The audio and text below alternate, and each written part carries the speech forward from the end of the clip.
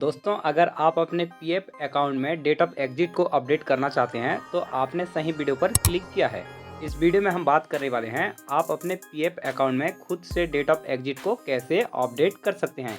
अगर कंपनी या एम्प्लॉयर ने आपके पीएफ अकाउंट यानी कि मेंबर आईडी में डेट ऑफ एग्जिट को अपडेट नहीं किया है तो आप खुद से कैसे अपडेट कर पाएंगे।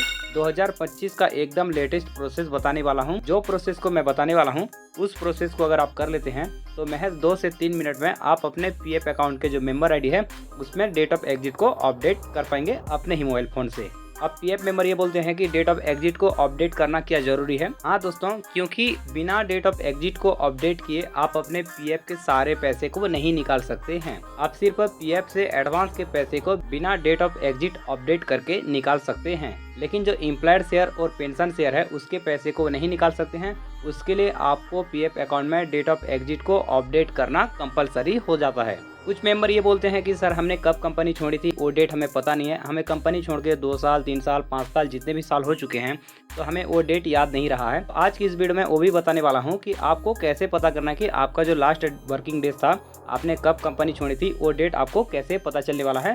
वो प्रोसेस भी इस वीडियो में बताने वाला हूँ। तो चलिए वीडियो को स्टार्ट करते हैं, जानते हैं कैसे डेट ऑफ एग्जिट को अपडेट करना है। उसके लिए दोस्तों सबसे पहले आपको अपने मोबाइल से कोई भी ब्राउजर को ओपन कर लेना है। मैं यहाँ पर फायरफॉक्स को ओपन कर लिया हूँ, आप चाहे तो क्रोम ब्राउजर को भी ओपन कर सकते हैं। उसके बाद यहाँ पर आपको ईपीएफओ लिख करके सर्च कर लेना है। जैसे मैंने यहाँ पर ईपीएफओ लिखा है सेम टू सेम आपको भी ईपीएफओ लिख करके सर्च कर लेना है। जैसे उतना लिख करके सर्च कर लेंगे, सबसे ऊपर में ईपीएफओ का ऑफिशियल वेबसाइट शो करने लगेगा, उस पर क्लिक कर लेना है। उस पर क्लिक करते ही यहाँ पर ऑफिशियल वेबसाइट ओपन हो जाएगा। यहाँ पर आपको पेज को थोड़ा सा जूम कर लेना है।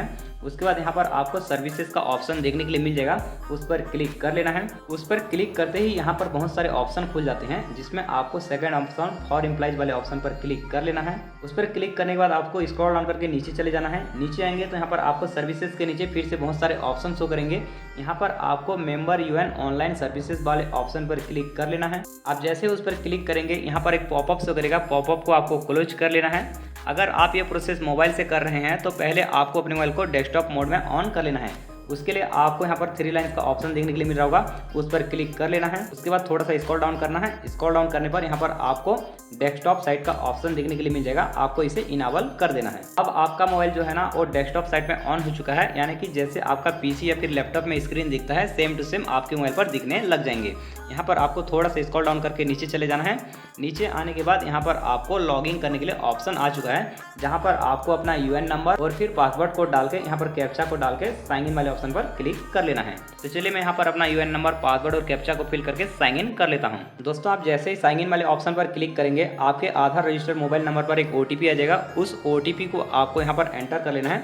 उसके बाद कैप्चा को यहाँ पर एंटर कर लेना है। देन यहाँ पर आपको सबमिट वाले ऑप्शन पर क्लिक कर लेना है। तो चलिए मैं यहाँ पर ओटीपी और कैप्चा को एंटर करके सबमिट कर देता हूँ। आप जैसे सबमिट वाले ऑप्शन पर क्लिक करेंगे, अगर आपने सही ओटीपी डाला होगा तो ओटीपी वेरीफाई हो जाएगा और आपका लॉगिंग सक्सेसफुली हो जाएगा। यहाँ पर आपको एक पॉपअप शो करेगा, पॉपअप को आपको क्लोज कर लेना है। तो दोस्तों आपको डेट ऑफ एग्जिट को अपडेट करने के लिए यहाँ पर जो मेन डैशबोर्ड है यहाँ पर से आपको मैनेज वाले ऑप्शन पर क्लिक कर लेना है। मैनेज वाले ऑप्शन पर क्लिक करने के बाद यहाँ पर सबसे नीचे में आपको मार्क एग्जिट का ऑप्शन देखने के लिए मिल जाएगा, आपको उस पर क्लिक कर लेना है। उस पर क्लिक करते ही यहाँ पर आपको सेलेक्ट एम्प्लॉयमेंट का ऑप्शन देखने के लिए मिल जाता है।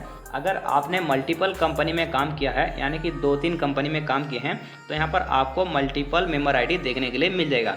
अगर आपने एक ही कंपनी में काम किया है तो यहाँ पर आपको एक ही मेंबर आईडी देखने के लिए मिलेगा। तो आप जिस किसी भी मेंबर आईडी में डेट ऑफ एग्जिट को अपडेट करना चाहते हैं उस मेंबर आईडी को यहाँ पर से आपको सेलेक्ट कर लेना है। तो चलिए मैं यहाँ पर एक मेंबर आईडी को सेलेक्ट कर लेता हूँ जिसमें मैं डेट ऑफ एग्जिट को अपडेट करना चाहता हूँ। तो यहाँ पर देखिए इस मेंबर ने 2 कंपनी में काम किए हैं तो यहाँ पर 2 मेंबर आईडी शो करने लग रहा है। यहाँ पर मैं जो नीचे वाला मेंबर आईडी है उसमें डेट ऑफ एग्जिट को अपडेट करना चाहता हूँ तो उस पर क्लिक कर लूंगा। आप भी जिस भी मेंबर आईडी में करना चाहते हैं उस मेंबर आईडी को यहाँ से सेलेक्ट कर लीजिए। सो गाइस आप जैसे ही मेंबर आईडी को सेलेक्ट कर लेंगे यहाँ पर आपको उस मेंबर आईडी के अकॉर्डिंग डिटेल शो करने लग जाएगी, यानी कि आपका जो डेट ऑफ ज्वाइनिंग ईपीएफ और डेट ऑफ ज्वाइनिंग ईपीएस क्या है और जो एम्प्लॉयर है उसने आपका लास्ट कंट्रीब्यूशन कौन से मंथ में किया है।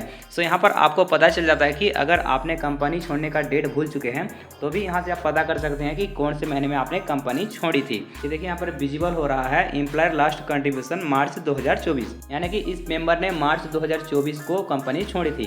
बट यहाँ पर आपको डेट देखने के लिए नहीं मिलेगा। डेट पता करने के लिए आपको क्या कर लेना है, आपको पीएफ का पासबुक को निकाल लेना है। और वहाँ से अमाउंट को कैलकुलेशन करके आपको सही डेट ऑफ एग्जिट को चुन लेना है।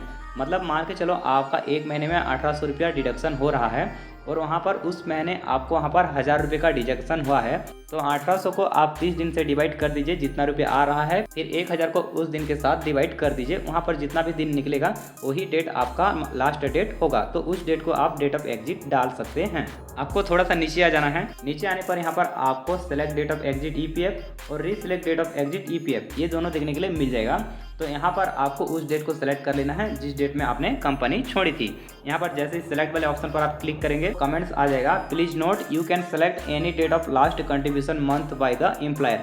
यानी कि आपके जो पीएफ अकाउंट में है जब लास्ट कंट्रीब्यूशन हुआ था उस मंथ का आप कोई भी डेट को सेलेक्ट कर सकते हैं, चाहे आप 1 तारीख सेलेक्ट करें या फिर 31 या फिर 30 तारीख, कोई भी तारीख को उसी मंथ का सेलेक्ट कर सकते हैं। ना ही आप प्रीवियस मंथ का सेलेक्ट कर सकते हैं, ना ही आप नेक्स्ट मंथ का सेलेक्ट कर सकते हैं। तो यहाँ पर से कैलेंडर से आप उस डेट को सेलेक्ट कर लीजिए जिस डेट में आपने कंपनी छोड़ी थी। उसके बाद आपको रीसेलेक्ट डेट ऑफ एग्जिट पर भी उस डेट को सेलेक्ट कर लेना है जो डेट आपने ऊपर में सेलेक्ट किया है।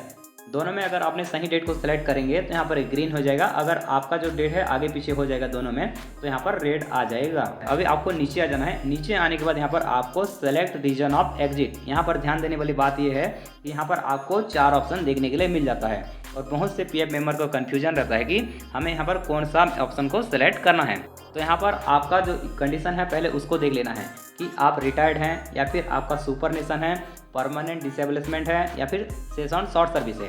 तो मैं बारी बारी से आपको समझा देता हूँ कि इसका मतलब क्या है। रिटायरमेंट मतलब आपका कोई भी कंपनी से रिटायरमेंट हो जाता है। यहाँ पर आप चाहे कोई कंपनी में 5 साल 10 साल जितना साल भी काम करने के बाद अगर आप रिटायर हो चुके हैं तो उस समय आप रिटायर को सेलेक्ट कर सकते हैं। और ये जो सुपरमेशन का ऑप्शन है ये उस समय आपको सेलेक्ट करना है जब आपका एज 58 ईयर हो जाता है, उस समय आपको सुपरनेशन को सेलेक्ट करना रहता है। पर्सनल डिसेबलमेंट मतलब आप अगर फिजिकली डिसेबल हो जाते हैं तो उस कंडीशन में आपको पर्सनल डिसेबलमेंट को सेलेक्ट करना है। तो ये तीनों अलग अलग कंडीशन में अप्लाई होते हैं। और ये जो लास्ट है सेशन शॉर्ट सर्विस ये सबसे ज़्यादा पॉपुलर है क्योंकि मैक्सिमम पीएफ मेंबर का जो रीजन है यही रहता है और इसे ही सेलेक्ट किया जाता है। अगर आपने कहीं पर काम किया और आप किसी भी वजह से कंपनी को छोड़ दिए हैं तो आपको ये वाले ऑप्शन को ही सेलेक्ट करना रहता है। तो चलिए हम भी यहाँ पर सेशन शॉर्ट सर्विस वाले ऑप्शन को सेलेक्ट कर लेते हैं। उसके बाद आपको क्या कर लेना है, यहाँ पर एक कंसाइनमेंट दिखाई देगा, मैं अपनी पहचान स्थापित ऐसा कुछ लिखा रहेगा, उस पर आपको टिक मार्क लगा लेने हैं। फिर यहाँ पर आपको नीचे आ जाना है और रिक्वेस्ट ओटीपी वाले ऑप्शन पर आपको एक बार क्लिक कर देना है। उस पर क्लिक करने पर आपके आधार रजिस्टर्ड मोबाइल नंबर पर एक ओटीपी आएगा, यस वाले ऑप्शन पर क्लिक कर लेना है।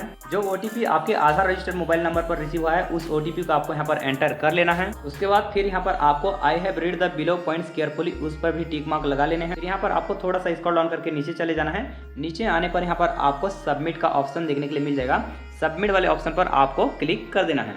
उस पर क्लिक करने के बाद आपको यहाँ पर अपडेट वाले ऑप्शन पर क्लिक कर लेना है। थोड़ा सा प्रोसेसिंग लेगा और यहाँ पर आपका जो डेट ऑफ एग्जिट है वो सक्सेसफुली अपडेट हो जाएगा। Date of exit updated successfully. यहाँ पर आपको ओके वाले ऑप्शन पर क्लिक कर लेना है। अब यहाँ पर आपको थोड़ा सा स्क्रॉल डाउन करके नीचे जाएंगे तो यहाँ पर आप देख सकते हैं date of exit seeding history, यानी कि यहाँ पर आपको वो मेंबर आईडी की डिटेल्स देखने के लिए मिल जाएगा जो मेंबर आईडी पर आपने डेट ऑफ एग्जिट को अपडेट कर चुके हैं। यहाँ पर देखिए हमने अभी जो मेंबर आईडी में डेट ऑफ एग्जिट को अपडेट किए हैं वो यहाँ पर दिखाई दे रहा है। तो इस तरह से आपको भी दिखाई देने लग जाएगा। आप चाहे तो व्यू वाले ऑप्शन पर क्लिक करके सर्विस हिस्ट्री वाले ऑप्शन पर क्लिक करके भी वो डिटेल्स को चेक कर सकते हैं। तो दोस्तों इस तरह से आप अपने मेंबर आईडी में खुद से डेट ऑफ एग्जिट को अपडेट कर सकते हैं। आई होप दोस्तों आप ये सारा प्रोसेस समझ गए होंगे। फिर भी दोस्तों अगर आपको कोई डाउट्स है या फिर कोई दिक्कत आ रही है तो आप हमें नीचे कमेंट्स कर सकते हैं।